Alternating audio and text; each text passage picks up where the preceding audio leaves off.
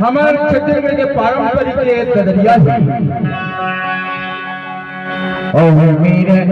ओ नजरे नजर नोला तेरे किरिया तेरे मेरे गाने गिरे धीरे आवे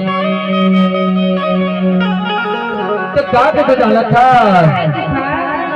चिकाला गालिया तो ना दे तेरे गावरे चिकाला गालिया चिकाला गालिया तो ना दे तेरे गावरे चिकाला गालिया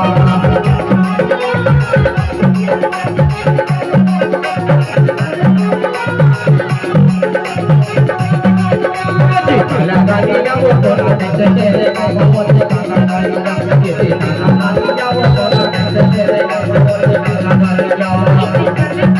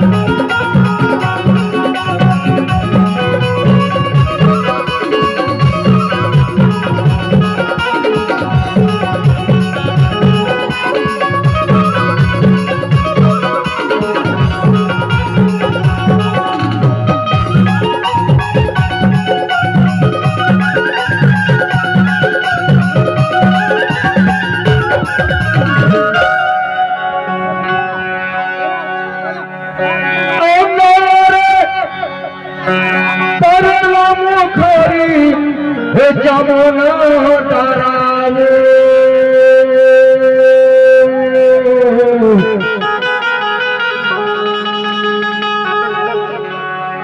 अकोला बैठेला बालाया रे मोचिरिया अकोला बैठेला बालाया हो मोचिरिया ये हमारे पादा खाने दीने आवे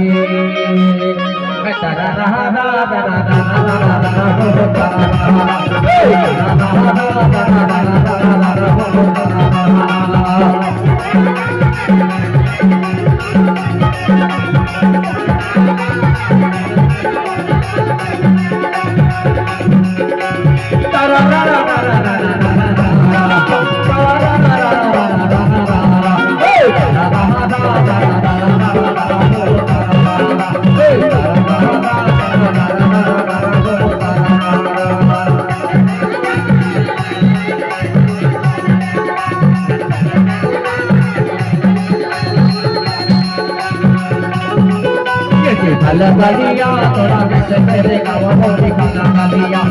काला गालिया वो तोरा से तेरे गावा होली काला गालिया